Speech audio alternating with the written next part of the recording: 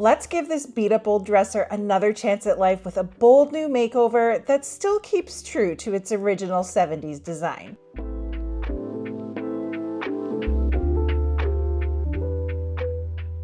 I absolutely love finding these cheap laminate mid-century modern style pieces because despite being built with more economical materials, they're usually really sturdy and make the perfect blank canvases to have fun with some paint. This guy is a little on the short side at only 26 inches tall, so I'm gonna need to find a way to get it up off the floor. It's also just showing its age with some typical wear and tear. The bottom is beat up and the top has got a cigarette burn, something was melted into the finish, some paint or nail polish, and a bunch of mystery sticky stuff, but other than those cosmetic things, it's in really decent shape. It's all hardboard or MDF panels with a wood grain image printed on it, attached to a solid wood frame. I love the hardware that's on here. I'm just missing one knob, which is a bummer, but I think I can probably find a suitable replacement in my hardware collection and be able to keep and use these unique handles. As I pulled out the drawers, I took inventory of the nylon drawer guides that hold the drawers onto their wooden tracks and those tracks, since those are usually the things that break on pieces like these. Sure enough, there were a few missing and broken guides, so I'll swap those out for some new ones, but all of the tracks were still in perfect condition.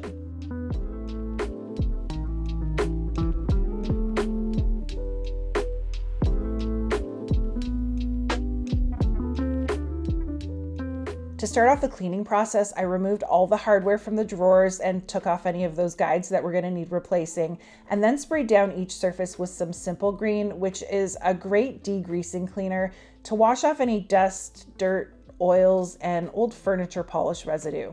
I also decided to pop the trim pieces off of the drawer fronts that were just tacked on there with some pin nails to get the dust and crud that had collected behind those too.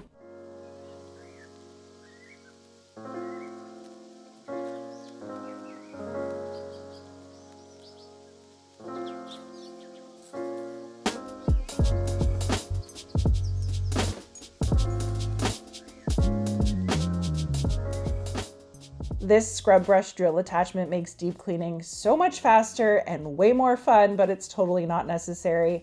Once I had each surface fully cleaned off, I just went back over with some clean water to give it all a rinse. While things were drying, I pulled all the nails out of the trim pieces and then peeled the old felt pads off the bottom. And I noticed that there were already holes in each of the corner blocks. I don't think this dresser had legs originally because there's no sign that anything was ever screwed into these, but I'm sure some other dresser designs on the assembly line probably did have them and they just used the same blocking pieces to put everything together. But I thought I could probably attach some legs using these pretty easily. I had a few different options of stuff that I've saved off of other vintage furniture and some new stuff that I've bought over the years, so I took a few minutes to consider the options and then popped these angled brown guys into those holes to help me visualize things. These legs are solid maple and the one board across the front bottom of this thing is also wood. So I thought that if I sanded all of the wood print off and restained everything to match, I could get the look of a nice wood base without having to build a completely new one. And this looks like it was always meant to be there, so why not? Next up is sanding. I needed to get the brown paint off of these legs, so I popped some 180 grit sandpaper onto my little detail sander to strip those back. And then I did the same thing to all of those strips that were on the drawers so I could stain them too.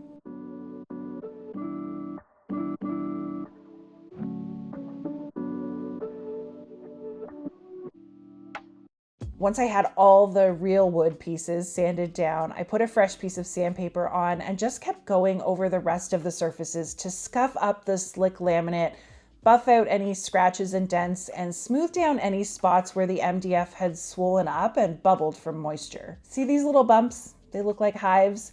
That's what this stuff does when it's exposed to moisture. It could be from drinks left on the surface, from cleaning, or just from humidity in the air. So I've got to sand it back smooth.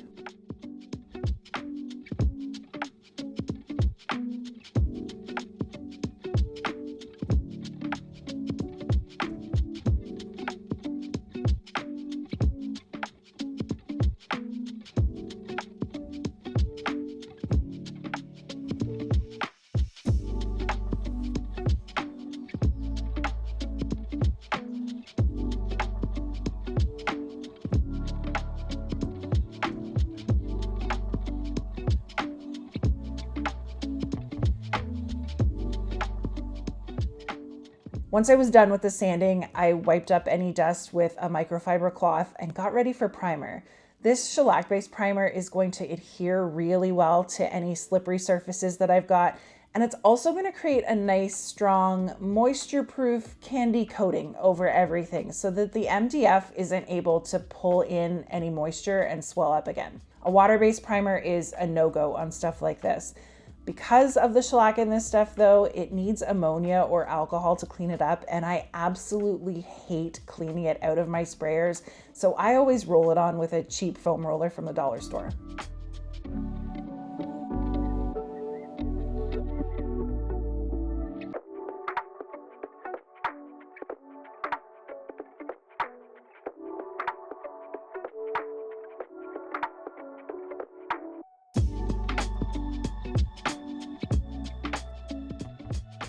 Another nice thing about this bright white primer is that it highlights any flaws that would have been impossible to see in the brown finish.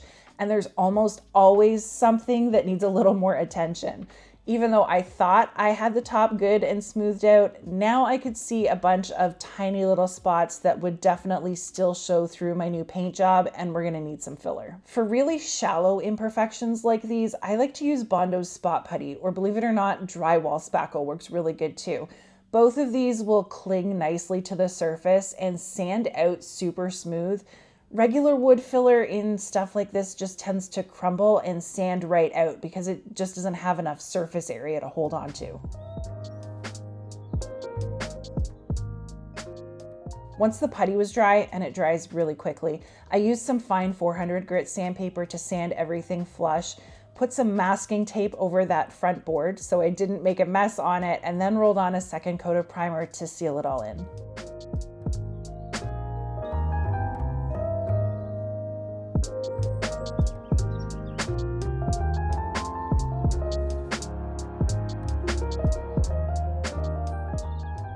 While that primer was drying, I made a quick run over to Home Depot to pick up some paint.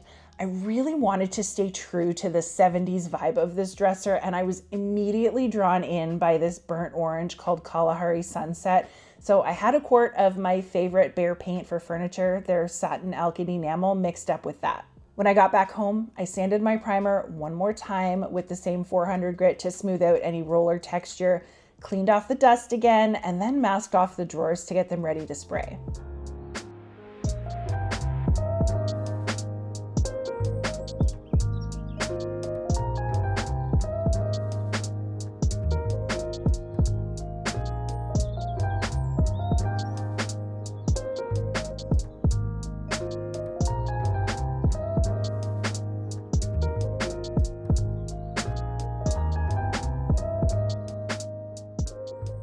I prefer to spray my painted finishes because it's super fast and the easiest way for me to get a smooth finish.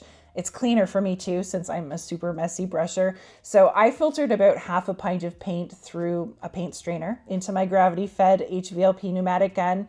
This particular paint does brush and roll extremely well though. So if spraying isn't your thing or not an option for you, please don't think that you can't get an amazing professional finish the old-fashioned way too. I added about a tablespoon of water to my paint to thin it out just the tiniest bit, and then I set my air pressure at 40 psi, tested out my spray pattern on a piece of cardboard, and once I was sure everything was flowing nicely, I moved over to the dresser. This color is terrifying to me.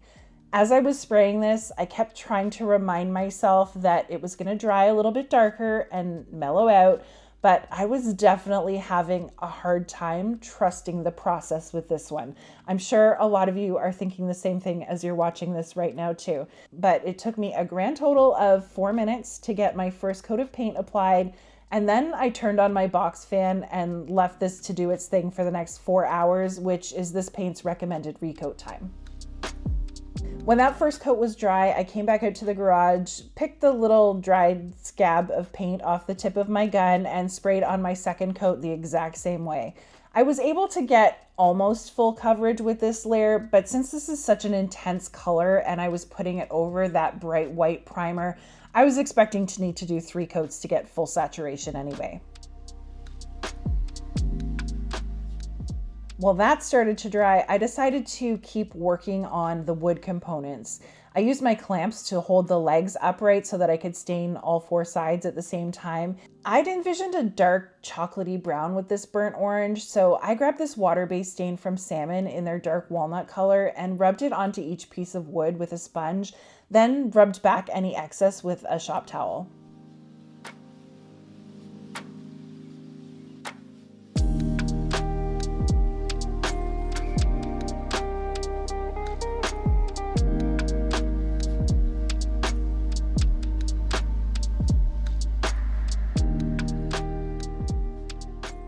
And here's where I started questioning all of my decisions again. I laid a piece of trim over the drawer and put the hardware on it, and I hated it. Hated it. I couldn't really tell if it was the orange or the walnut stain or the hardware or all 3, but after talking myself out of just scrapping this entire project, I decided that I would give up on the drawer trim.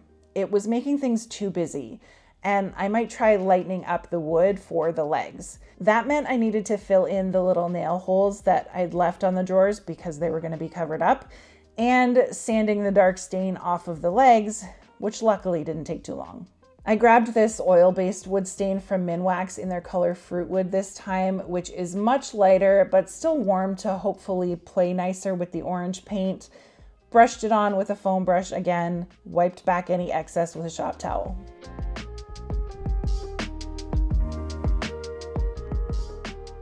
Then once the new putty was dry, I sanded it smooth again and ended up applying 2 more coats of paint over everything to get that full coverage and full saturation that I was looking for.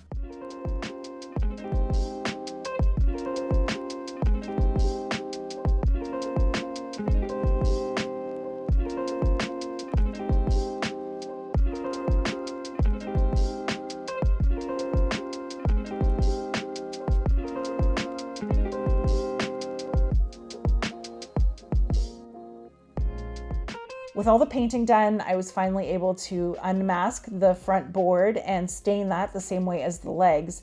And since this is oil-based, it needs a little bit more time to dry. So I used that to install my fresh nylon drawer guides to the backs of the drawers and bolt the legs onto the bottom.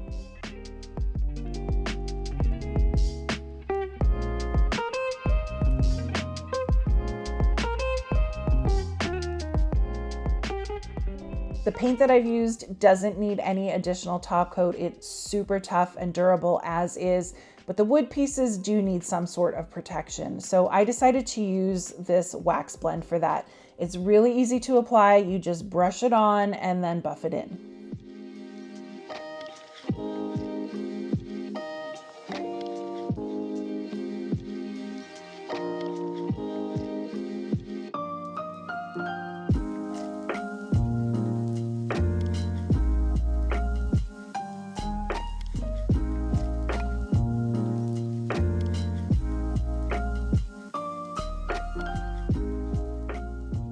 I knew from the start that this colorway was going to be for a very specific style demographic, and it's definitely not something that fits into my own personal aesthetic.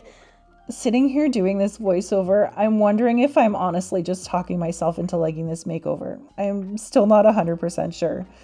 Should I repaint it? Maybe it just needs different hardware. This thing has got me so confused. Please leave me a comment with your honest thoughts and recommendations. If I need to pick another color for this thing, I will. Anywho, I appreciate you coming along on this journey with me. I hope you got some good ideas out of it. I'm gonna leave some more colorful furniture flips that I'm way more confident in here for you to watch next if you want, and I will catch you all next time.